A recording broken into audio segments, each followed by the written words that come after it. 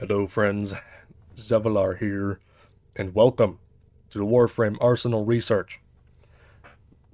Today, I have for you a melee weapon, but not just any melee weapon. It is a special melee weapon, one that can start the hallmark. It is a starter hallmark of any baby Tenno's journey. You will more than likely see a baby Tenno with this sword. But that is not the sword we are talking about. It is the big brother of the Skana.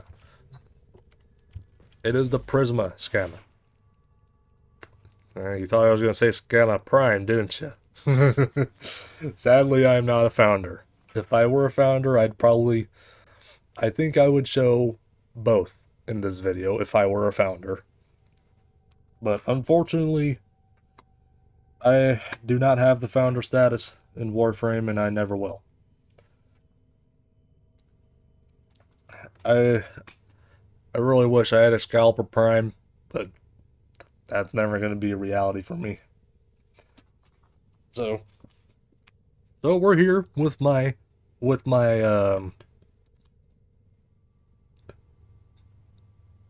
budget Skana Prime. Okay? So, Skana is, by default, just a basic sword. There is nothing exceptional going on with the Skana. As you can see, normal Skana, it's pretty bad. Now, Prisma Skana is again it's just a normal default sword. And you can see its stats are far better than its basic counterpart. But still, probably overall nothing to write home about compared to, big shot weapons like Prisma Oma or, say, I don't know, Magistar. But, if you're willing to invest in this weapon, you can get some decent work out of it too. So, how do you get the Prisma Skana? Well, there are two ways. First off, it's just buying it from another player for some platinum. There are other players. There are other players in Warframe. Surprising, I know. But, with how many times this weapon has come back around, chances are a lot of players have the sword.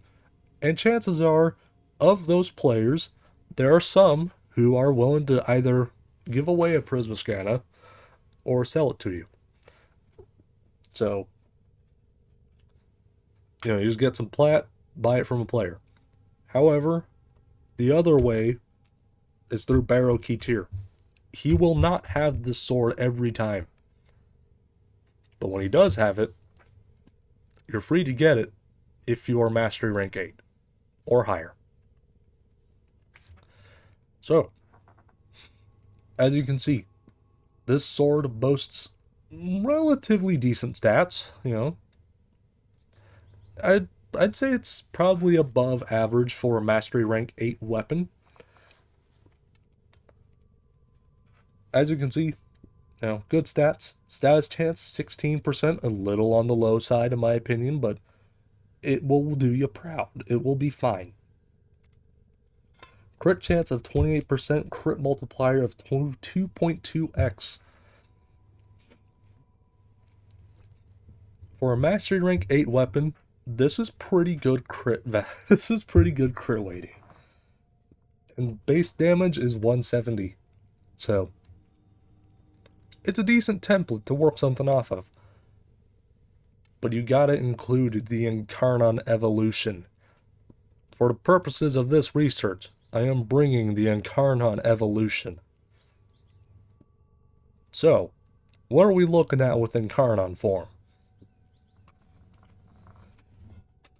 Evolution 1, Incarnon form. You reach 6x combo, and then you heavy attack to activate its Incarnon form.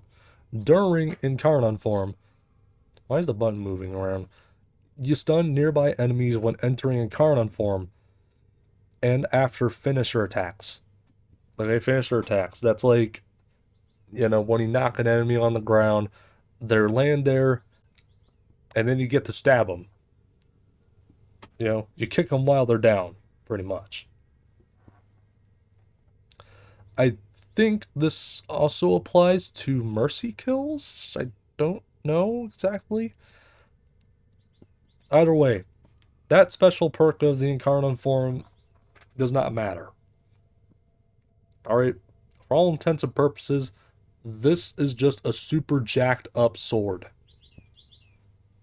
With no other effect. Mind the bird. Outside of that, you get increased melee damage, sprint speed, parkour velocity. Cool. Evolution 2. You can choose either Guardian's Promise or Wartime Nerve. I would recommend Wartime Nerve, but if you choose Guardian's Promise, you get to increase your base damage by plus 100. And if you have Overshield, you get increased heavy attack efficiency. However, with Wartime Nerve, you get increased base damage by plus 90. So that's not very far off from Guardian's Promise. However, Wartime Nerve is objectively better because you get plus 9 combo count on undamaged enemies. That means if you slap an enemy that hasn't been hit, boy, that combo count is going up fast. Now, Evolution 3, you get 3 choices. You get Oricum Reach for plus 0.4 range. You get Swift Break for heavy attack wind-up speed. I would personally choose Resolute Force for combo duration. This synergizes well with Wartime Nerve, giving you a stupid amount of combo count. In Evolution 4, this is where it gets juicy. Okay. Survivor's Edge. You increase base crit chance by plus 12% and base status chance by plus 10%. You can choose Elemental Excess, which is base status chance increases by 20%, or you can do Absolute Valor, which increases base critical chance by plus 25% for a whopping total of a 53% base crit chance. Okay, let me say that again. You get a base crit chance of 53%. It doesn't take a genius to know. That's a stupid amount of crit chance. Okay, that is like easily one of the highest crit chances you might see out of a weapon. Just in terms of just raw base crit chance, that might be one of the highest base crit chances out of any weapon in the game. That's just how stupid this is. That's all I gotta say about it. So now with that, our base stats are looking like this. Combo duration of 11 seconds. Alright. Status chance is 16%, just like before. Total damage, we're looking at 260 now, thanks to Evolution 2 and Wartime Nerve. But our crit chance is 53%. Okay, let me give you some context as to just how stupid that is. Okay, if I were to put on this True Steel, okay, just a rank 4 True Steel, our crit chance is 106%. You already have guaranteed crits just with a basic ass True Steel. Okay, if you were to do Sacrificial Pressure and Sacrificial Steel, you're damn well orange crit territory, man. That's just how crazy this is. However, all right, I'm done driving in the point of just how stupid the crit chance is. If you really want to see some jacked up stuff with this sword, Blood Rush. Anyways, jokes aside, this is the build I'm going to be working with. This is the build I am going to be showcasing today. So, we have Organ Chatter for increased crit damage, and Galvanized Steel for increased crit chance. This does not give as much raw crit chance as True Steel or Sacrificial Steel, but it more than makes up for with that increased crit damage, especially considering that we have guaranteed crit. Okay? So that's what we're looking at. We're looking at some juicy crits. We have Condition Overload, melee damage per status type affecting the target. We have Vicious Frost and Virulent Scourge. Or you get cold damage and toxin damage. Those work together to make viral damage. And viral status increases damage to health up to 325% with multiple stacks for a short duration. In a manner speaking, this is kind of it. I think it might still be the best status effect in the game. I'm not sure, but there was a long time in Warframe where people would just run viral and heat status on just everything. That said, I'm running viral and heat, so anyway, that said, Molten Impact, so that gives us some heat damage. And then we have Primed Fury for some attack speed. Can't argue with some attack speed.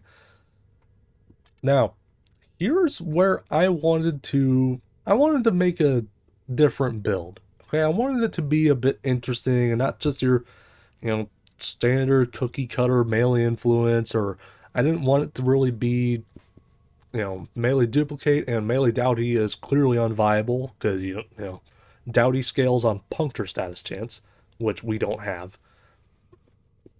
So I wanted to go a different route. So I decided, why not use Magnetic Rush? Okay, you get magnetic damage from Magnetic Rush. Okay.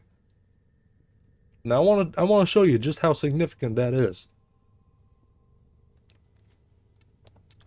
So you can see here, viral status, you make viral with cold and toxin. You make magnetic with cold and electricity. Okay? You see the problem there? You can't have viral and magnetic on the same build by default. Bar specific weapons. But with the Warframe 1999 update, they added a bunch of mods to just slap magnetic damage on your build. And that's where Magnetic Rush comes in. And the significance behind having Magnetic Rush on this build is that means we can have, viral and heat, corrosive and cold, corrosive and heat, for example. But we can also still benefit from Melee Vortex, which is the arcane I wanted to use for this build today. Melee Vortex. When you kill an enemy affected by magnetic status, you get a chance to pull enemies in within an 18-meter radius. Basically, if I kill an enemy with a magnetic status, it's gonna be a bloodbath. So, that said, wrong mission. Stand by. Alright, I'm back. So, as I was saying, what was I saying? Yeah, as I was saying, if you kill an enemy affected by magnetic status, it's gonna be a bloodbath. So, that's what we're testing today. Melee Vortex. on Prisma Skana. Is attempting to purge you from this place. Stand by for life support. Without further ado, let's get started. So, the short version is this. You just kill an enemy with flat. Yep, there you go. Just kill an enemy with afflicted by magnetic status, and it's just off to the races from there. I haven't actually really considered using Melee Vortex before, but this is beautiful, man. I mean, you can see, it feels like I barely have to move, and they're just all over me. If you really wanted to increase, like, if you wanted to keep on pulling enemies to you as well, you could also use Nautilus or Forma. That's one of the precept mods that Nautilus has. It also pulls enemies to you. But seeing as I'm using Death Cube, this is great. What's even better is, hold on, let me check my build. What's even better is, if you were to run like blue, because then you're still pulling enemies to you, even if they're slowed down by gloom. All manner of Orokin technology may work here due to the Circulus's proximity. If you have a as you can see, this is an easy way to, in like a survival situation like this, where generally you'd want like an AoE weapon or something like that in a survival mission, but with Melee Vortex, who the hell cares? If you can...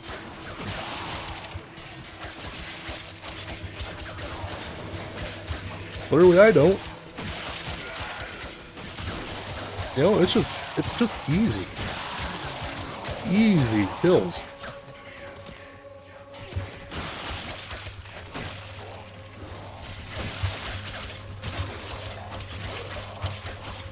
And all you gotta do is just keep swinging. It's worth noting, I also have some magnetic status on my Sentinel. But the point is just how practical Melee Vortex can be if you're willing to give it the light of day. You can see, you can see here, I'm having no problem just cutting through everything. Dude, I'm gonna have to try a Melee Vortex more often, man, like for real.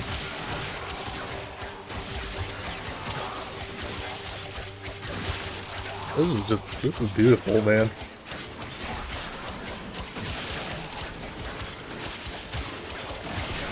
So if you want more status chance for Melee Vortex, for magnetic status, so that Melee Vortex can pop, you can swap your Incarnon.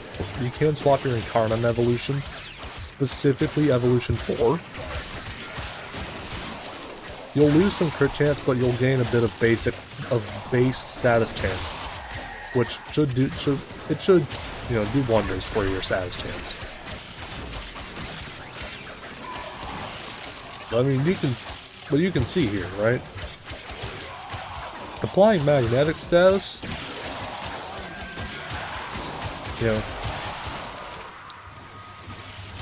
it's pretty practical now. Not only that, but, magnetic status increases the damage dealt to an enemy shields, and I believe when enemy shields or overguard breaks, I think if I remember right, it causes electric status damage over time relative to the amount of magnetic status stacks the opponent had. Alright, so we're getting violence here. So let's see how it goes against an Acolyte. I mean, it's not bad. It's not terrible. Stop fucking dispelling me, bro. Yeah, you can see it's not terrible.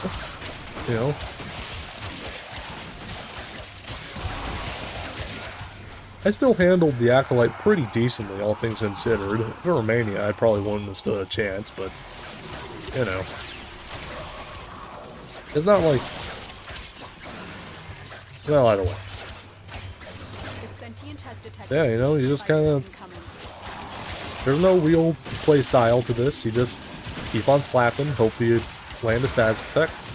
We'll hope you land a magnetic status, and then it's just kind of off to the races from there.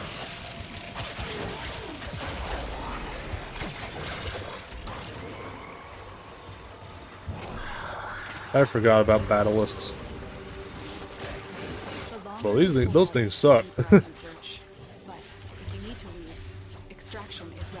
Timely intervention from my gloom there, man. Summoned a new presence and it craves our life support. Destroy these manifestations.